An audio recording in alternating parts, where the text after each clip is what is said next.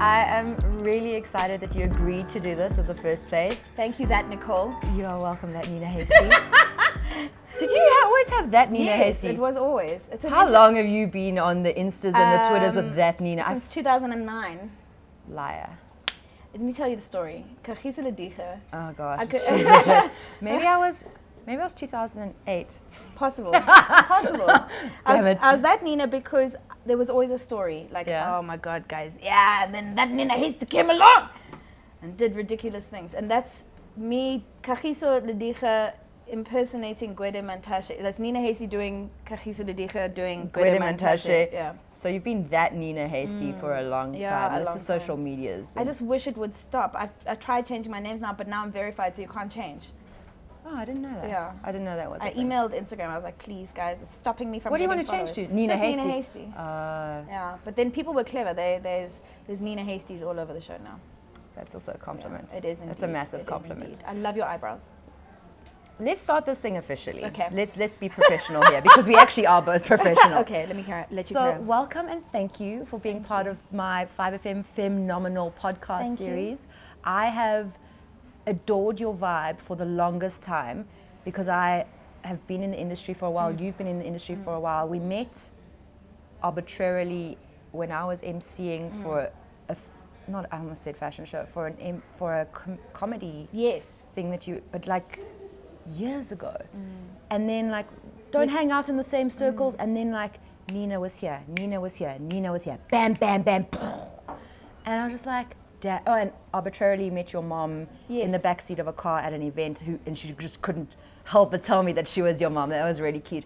But I love that you've been this like authentic person throughout, and I don't know if it's because I'm in the industry that I've seen that there've been some highs and there've been some lows, but you've also acknowledged it. And when you speak in interviews or when you're on stage, when you're doing your comedy gigs or even on social media, you're very open and honest about that. And I wanted to speak to someone who's open and honest because there's a lot of crap. And I think as young women who are looking for people to validate or to try and, I don't want to say emulate, but just to find someone to inspire you. Right. You need more authentic stories. Right. And I feel like you don't get more authentic than Nina. And you've kind of been through a lot of real stuff, not just industry stuff, real stuff as well. Right. To answer your question, so maybe I think So being real and authentic in an industry and in 2019 where everything is all about the bam, bam, bam, it's got to look a certain way, fleek, all of the things. And also thank you for the compliment way earlier about my eyebrows. So one of besides my dimples, it's my other. Yeah, you've got to have like a distinguishing features. So somebody was like, what defines you? Like and I was like, well, my face was carved by angels. I don't know. I mean, what am I supposed to say? This is like my personality. Yeah, exactly. So the thing is, I'm a person. I actually ended my show so funny on Saying Saturday. You were a person? I was like, I'm a person with feelings. That was like my closing line of my comedy show on Saturday night, and then I got like so many notes, and everyone was like, "Wow, ha, ha, you're a person with feelings," because people forget this. That yes, my job is to be a presenter, a comedian, a voice artist, whatever it is that I can leverage my skill set in order to make money and have a sustainable career. The thing is, the product, and this is where people mix it up. So I am the person. Nina Hasty Pty Limited is the business. Then Nina Hasty brand is also Nina Hasty brand.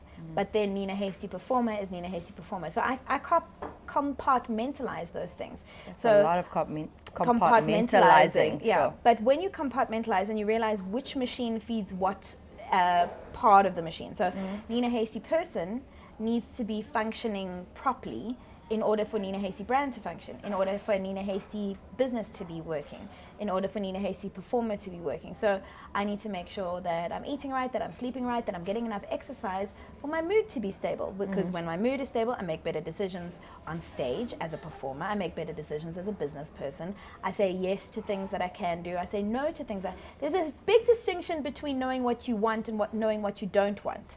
There's a big distinction between knowing what you can do and what you shouldn't do. And I'm on the closer to 40 than 30 now, so I'm at a stage where my decisions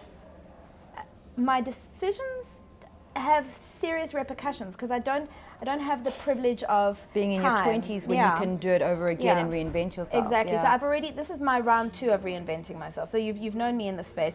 I bumped into, do you know Timothy Maurice? The name sounds familiar, but I'd be lying if I said. Motivational speaker, whatever, who'd met me on the second round of me coming up, but didn't know the prequel, the first round. So he just thought that this was my journey, not knowing this was my second chance. Not everyone gets a second chance. Right. So I've been in the industry since I was 13, and that's like over 20 years in the game, and have made lots of mistakes along the way, but have grown as a person. I'm a person with feelings throughout the whole thing, and I've been authentic and real about it because I was just like, what must you fake it for? Because there's nothing worse than living this lie, and then at 36 you want to marry the president, and then they're like all of these files come out. All your WikiLeaks of Nina Hastie's mistakes and things. Exactly. So I was always just very upfront. I was like, so you're actually authentic because you're scared you might one day be marrying the president. That is correct. Yeah, okay. That's exactly right. like it has nothing to do with being true to yourself and morals and values. No. One day Nina's going to marry the president and she doesn't want a WikiLeaks. Exactly. Okay. Absolutely, that is the truth. Also Cyril Ramaphosa? Yeah. Although his son is gorgeous and very so much maybe in not a the president's son. Okay, we can go with that. No, I think it's just that I can't help it. I'm just myself. I'm not very good at not being myself. I've never tried, but I don't think I'm very good at not being myself. Because there's also this thing in media where it's like, okay, I'm not being dishonest. I'm just not showing the bad stuff. I'm not telling all of the things that are happening in my life. And I'm not saying this in a bad way, but if you look at Bonang, for example, yes, you will see there's a scandal here and there, but she's always immaculately well put together, cool, calm, collected, sassy, But sometimes there could be massive personal things going on and you won't know about it. And I feel like with all the people, shame, and this is no shade to Bonang at all, but I feel like with all the young girls that look up to her, they could maybe learn a thing or two from what her real journey is. And I think it's almost taking an opportunity away, but that's her brand. She's always on point, she's always on fleek and whatever. And what I like about your brand is that you are always honest and you are always authentic, and whether it is something that is glamorous and fantastic and special and fab, or like actually I'm having a really crap day and I've been I haven't been sleeping and I haven't been whatever and I made some bad relationship choices or whatever it is, that's just part of who you are, and you've been very generous in sharing that with people. Thank you, I really appreciate that, and I didn't realize that people pick up on that stuff. I'm just kind of so I think maybe it speaks to the fact that I'm a comedian, right? So in stand-up comedy, in order for you to have a good performance, you need to be vulnerable to access your own authenticity, because authenticity is what breeds good material. Because when the audience is watching stand-up comedy, they're like, oh, I don't know why this thing isn't sitting right with me, and it's because it's not true. So you have to live in truth in order to tell proper jokes. So I think half of it is because of my craft choice. The other half of it is because I'm in true recovery and I work a recovery program. So October is 6 years clean and sober. Congratulations. Thank you very much. Thank you. And I think that really forces me to be honest about it. I think there's a lot of people that should be in recovery in this business, a lot of people that are alcoholics, drug addicts, whatever, and functioning. And I kind of look at them from afar and I go, oh, this is a train wreck about to happen, or this person has children, how are you doing this, but the thing that I've learned, I mean, initially what I loved the most about my sobriety was my self-righteousness, but I got over that quite quickly because life will show you flames in other ways. So self-righteousness is your own enemy because it stems in fear. It's stemmed in fear, and fear is basically the end of whatever journey you're going to start. So fear, because you fear two things in the world. You fear not getting something, or you fear losing something. That's where all your fear comes from, and that fear blocks your flow, whatever your flow is, if it's business flow, creative flow, emotional flow. I love that you're saying that. Literally the tagline or my signature for my email is, a life lived in fear is a life half lived. Boom. So you're preaching my life right now.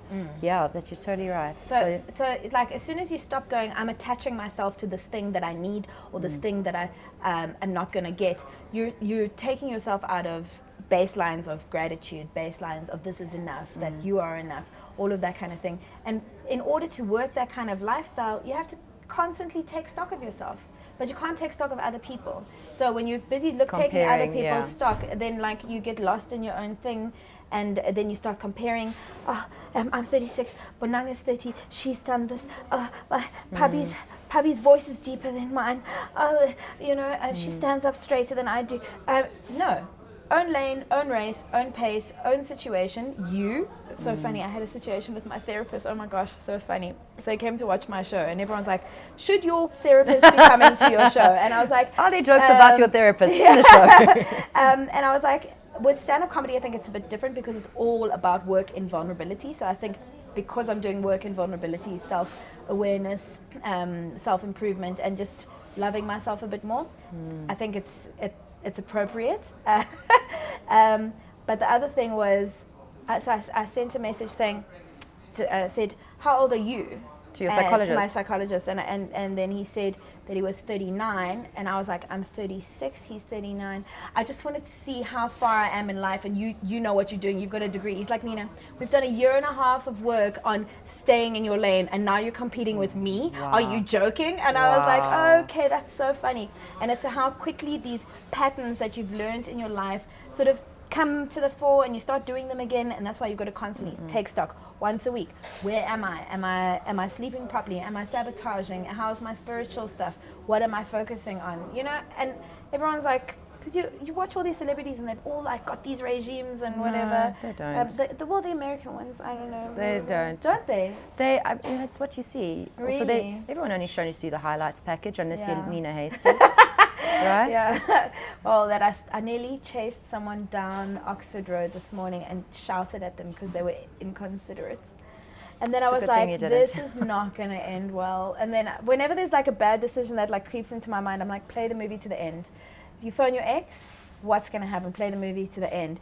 If you do this, play the movie to the end. If you want to rob a bank at 12 o'clock today, what happens at the end of this movie? Don't rob a bank. Yeah. And don't chase down people on Oxford Road. Yeah. So I let it go. And again, I'm proud of you. Good decision. Thank you. I wanted to take you back to where 6 years prior to your sobriety. Yes. What was going on in your life? And are you okay? Are you okay to talk about what you were doing? So you say sober, do you mean just alcohol or substances or what alcohol, was? substances, sex, drugs, rock and roll.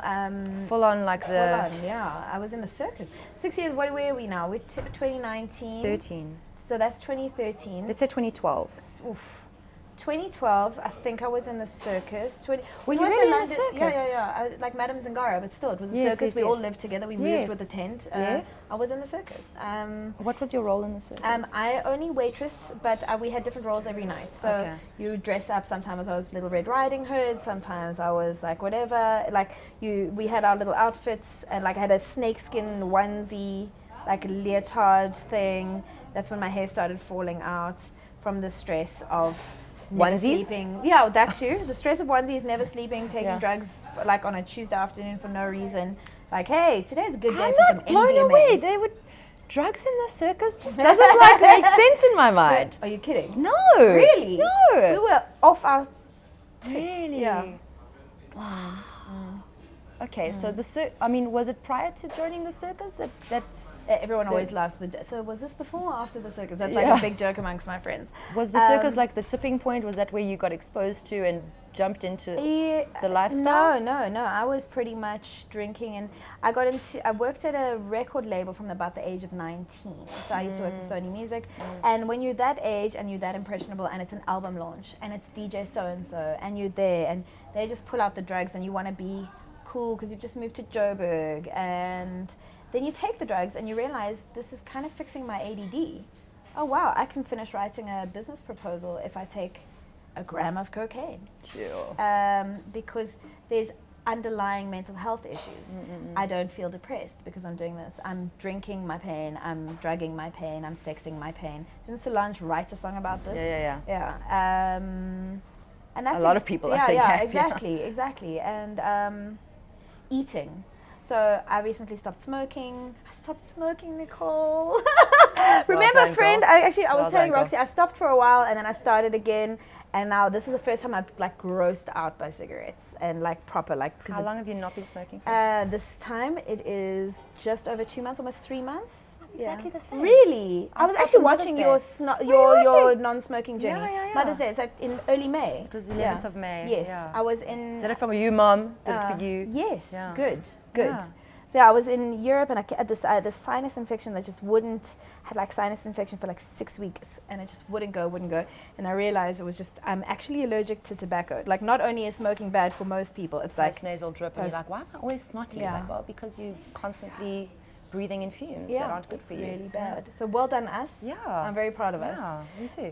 But then as a result, I was like, I don't smoke anymore. I deserve sugar. And then, so I just put on so We much literally weight. have the same life right now. Like, this is amazing. I put Yeah, on I ate my 5 feelings. kilograms. Yeah, I'm just like, so like 5 kilograms on a tall person isn't that much. I'm sitting here like, bum, bada, bum, bada. I was just going, is my stomach roll sticking through this? And can they see now it? because you're older and wiser that you're kinder about it? You're like, I know Yes. that I've gained weight Yes. because I ate my feelings Yes. instead of smoking my feelings. Yes. And I'm like, it's okay. It took like 2-3 months to come on. It'll Yes. take 2-3 months to go away. Yeah, or 7 And I'm years to go eating- away And because we're old. I'm eating better now. And it's okay because I'm not putting this toxic thing in my body and it's fine.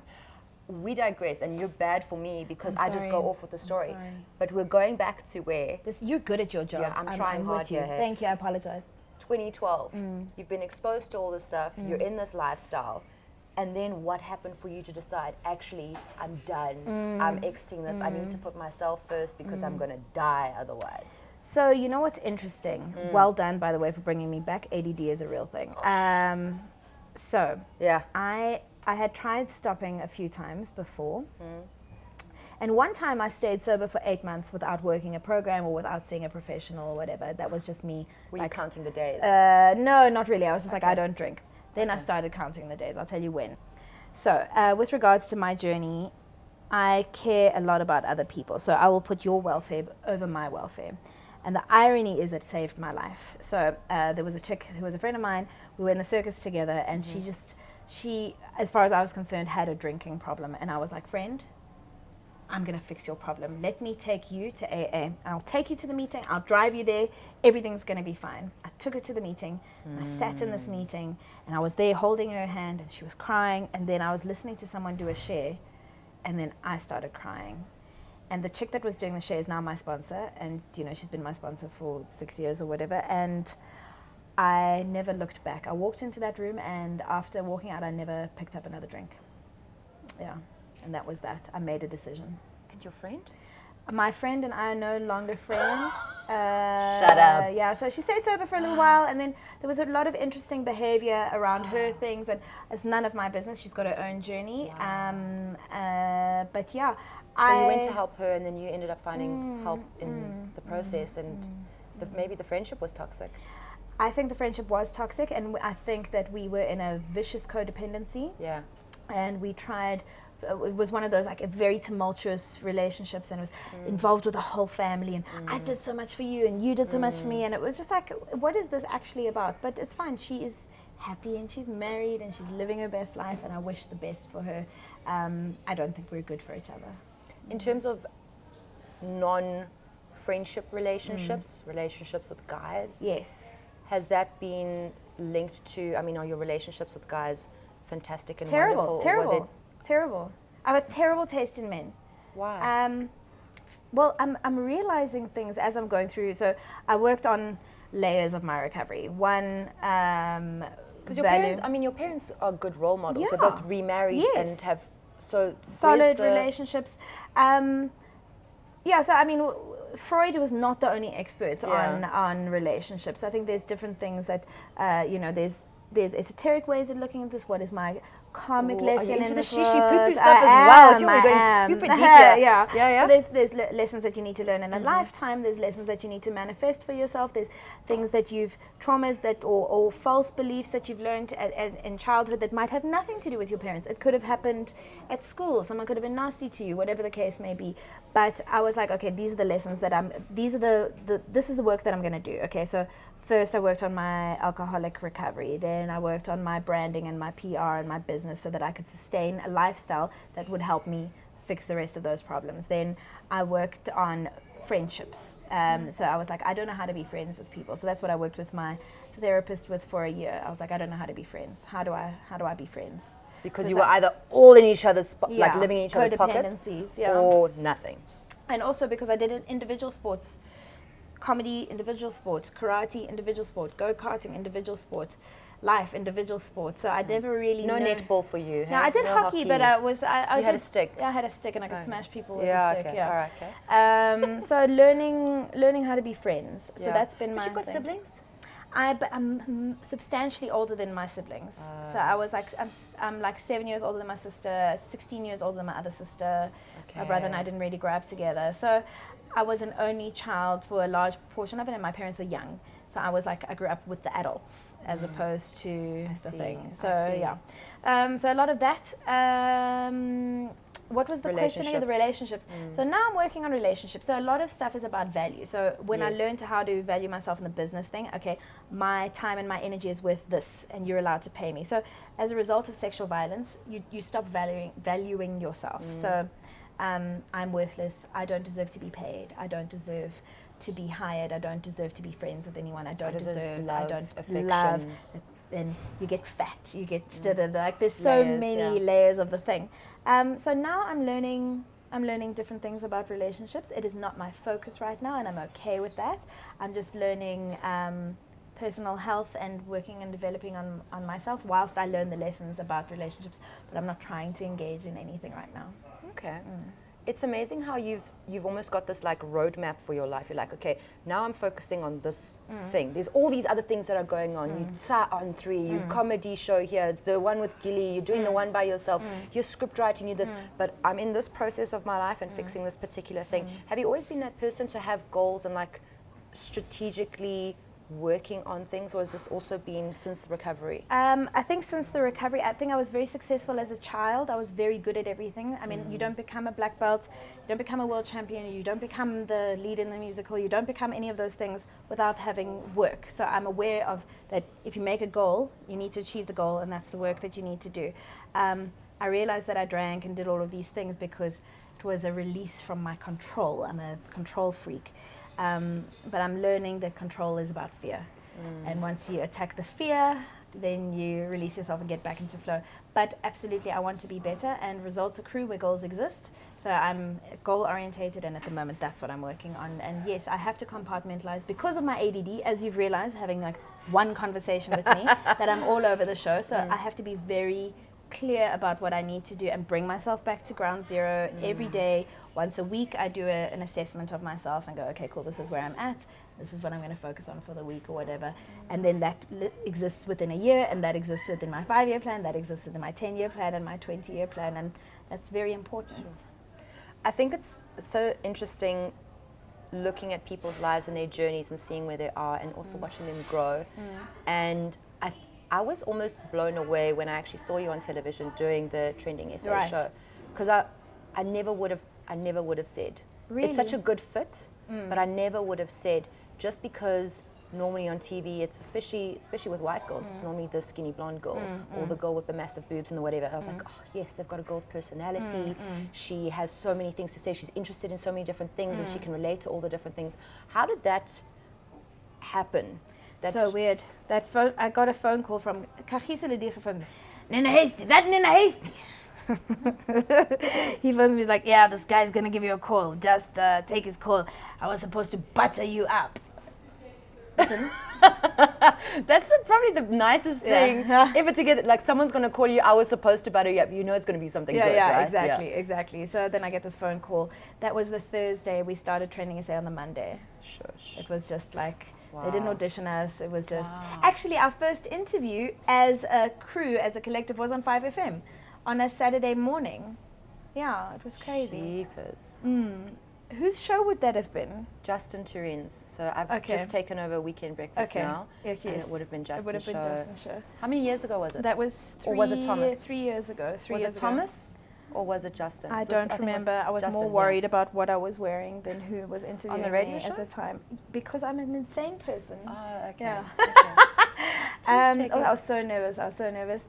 And yeah, so that magical connection of Pabi, Guli, Shaga, Nina was just... Right, it was Shaga. Wow. wow. I don't want to go into that. We can talk later about that. Yeah. But and all the things that happen behind the scenes that people don't realize. Yes. And the Shaga, receipts. the receipts, the files, the things. But also, all of us have known each other for years, and we're all grown-ups. Yeah. We're not kids. We've all read books. Some of us are writing books. Some of us have written books, columns. Some of us are part ghostwriting of somebody else's book. Yeah. Exactly. So, for intelligent people doing a personality-driven host show.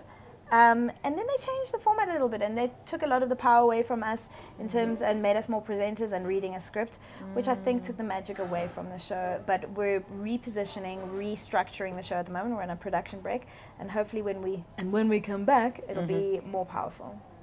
I personally love the show. I think it's a great combination. Awesome. And Musa is incredible. Obviously, he's a medical doctor, so he has a brain. I think, one of the producer of this show was one of the people that really stood out in terms of guest presenting was Roxy, and the only person I think that could really hold her own amongst that strong personality group. I think the only person that really could hold it down was Roxy. Yeah. Thanks, Nina. Yeah. No, it's real. It's like, because people got like eaten alive on that show. Like they really got eaten alive on that Fix show. did a good job as well. Yeah, Fix also, Fix did a good job, and also I want to say Umpo did a good job from Metro. Yes, she did, because there's a lot, the girls did well. I think there's a lot to be said for mind your own business.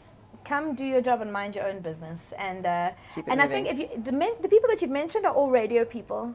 Roxy, Mpo, Fix, solid, come here to do the job, not here about politics, not here about BS, professional, clean. Do the stuff It's and the go. thing. It's the thing. Yeah. I want to go back to, I don't know if it's version 1 or version 2 of Nina, but when I first met you, you had a tattoo of Africa on your head. Yes. Can we talk about the tattoo and how that all happened? So actually, if you look here, I've had a bit of a stressful year. My hair's falling out again. There's a little patch Is there. that a birthmark? Or No, this is alopecia. So I've got alopecia. So I've got the black stuff over it. So I'm using like a little product. I forgot to cover it up completely. It's like hair If you fibers. didn't tell me, I wouldn't have seen it. Yeah, so the patch is actually quite big. The fibers that you put they on. advertise, yes. Oh, they work. They Yeah, definitely work. exactly. So the patch is actually about Pay this us big. for that. Yeah. There's about 5 or 6 of them. So my alopecia is back. So it's a stress-related autoimmune disease. That's how my hair fell out in the first place.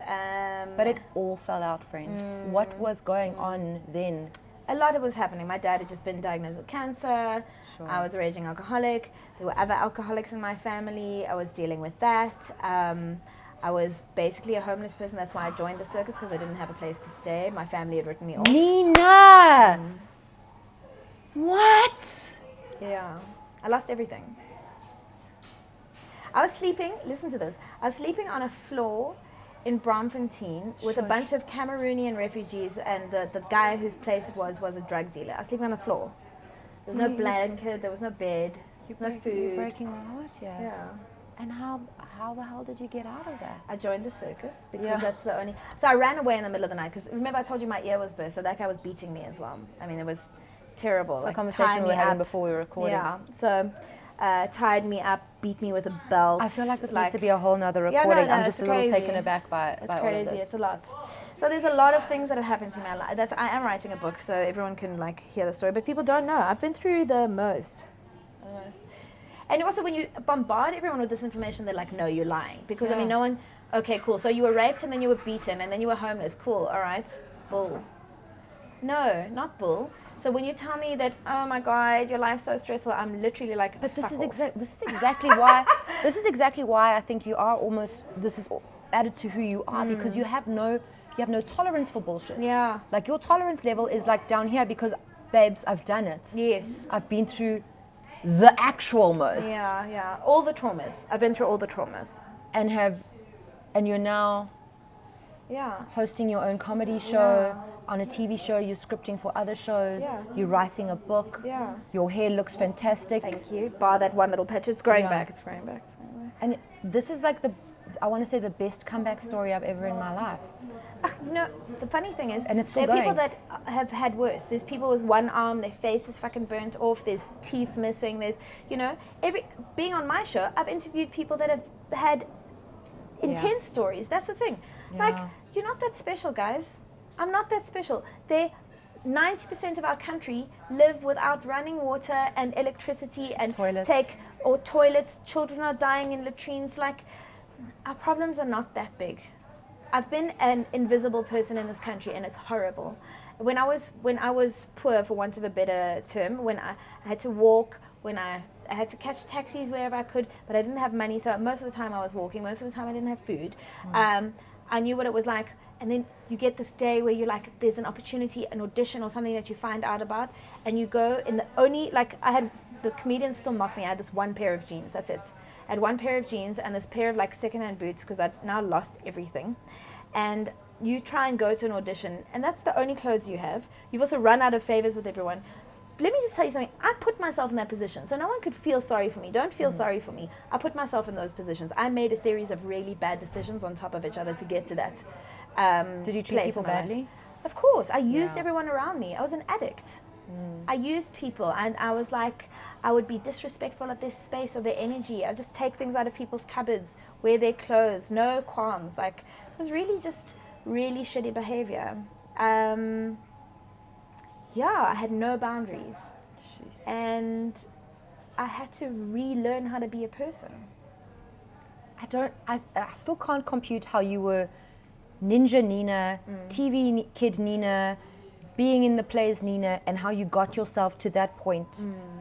Was it after being abused? Yeah.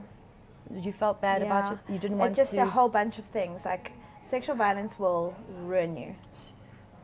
And then I was in a relationship for like 3 or 4 years, like straight after all of that happened. And I sort of stabilized, but I was using in that relationship. That person actually sort of introduced me to all of that world of things. I think he was just in that world. And I mean, I'm sure that he's not in that world anymore. I think we were all just victims of that circumstance. And I don't think he ever became an addict. Tell your story. Whatever. We don't care about him. Okay, cool. I was just like, please don't let me get sued. No names. I think when he left me, I was then left with the post-traumatic stress of the shit that had happened to me before. There wasn't anything to pick me up, and that's like, and I fell apart for like 5 good years. I fell apart. I was finished. And because I used to drink, I used to like day drink, and I used to go sit in bars and talk to old men and let them in. And I'd be like, you're the only person I've ever told. But you know the drunk lady that tells you the same story over and over again? I used to get drunk and talk about this thing and talk about this thing. But because I was a blackout drunk, I never knew that I was speaking about it. Here's the irony. Wow. Anyway. So you were actually... It was just like useless. It was just they were your psychologists, yes. But you weren't getting the benefits of it. Exactly. That's tragically sad. I'm sure it's many people's stories. Yeah. Like you see drunk people at bars telling the same shit. And then my husband left me. Yes. Irene, you've told us 74 times. Also, Irene is such a funny name. Eileen, I think, is the funnier name. Eileen is good. Eileen is good. So, I mean, you've obviously managed to find the humor. You found the honesty. You found your own authentic voice. And you are pulling yourself together in the best way possible. And like I said, I think you're an inspiration for being authentic about it, and also just kicking ass along the way. Thank you. Do you have steps for yourself career-wise that Yes. we can look forward to? There's a 6-part mini-series that I'm developing. I can't say the name of it, but it's loosely based on my back, front and back. Wow. So writing, executive producing, starring. Yes. In collaboration with Kagiso Ludiga, who has been like... I feel like you two are like brother and sister. Yeah, he's basically opened him and Tamsin, his partner in life and in business. She has just been... there's some people that open doors for people, and there's some people that just like hold your hand throughout the thing, and they've just given me some really solid through balls, in life, and I've just gone, thanks, and run, so I have isiZulu class at 3 o'clock on Skype. I know that I've been the one that's like, has been speaking nonsense. If you'd like to join me, isiZulu classes on Skype. I really need to, because all I've got is everything I did up to standard 5, and then my high school didn't offer unless you took it as an extra subject. Okay, cool. I'll give you but my I can teacher's Kalani lesson. Ponzi. Okay, and, cool. So it's actually quite a vibe. I'll send you the ladies' lesson. We've digressed. What are your plans going forward now? You've got your 6-part series. I've got my 6-part mini-series. I'm writing a book. Going into I'm developing some talks for women. Okay, cool. So you're a sexual violence survivor. Boom. Okay, so you want to rebrand your business and you're a woman in entertainment in South Africa. Boom. So there's these talks that I'm developing. I'm giving a few of them in the next month. There's like 2 or 3 talks that I'm giving in different spaces, and the information is there. It's a lived experience, and I think we live in a world where we're all trying to be better, and why not contribute to that conversation? Brilliant. If you had to give a young girl watching this probably the best piece of advice you never took, what would that be? Forgive yourself. It's not your fault. It's okay. You didn't do anything wrong. I love that. Nina Hasty, you've been a gem. This was definitely one of the best decisions I've ever made to have you on this. Thank you and so thank much. you for sharing your story. Thank you. Cool. That was a little bit teary at the end. I think I'm actually going to have a little cry. I think I'm going to have a cry too. We can cry here and have some coffee. Cool. Oh, thank you for listening and thank you for watching.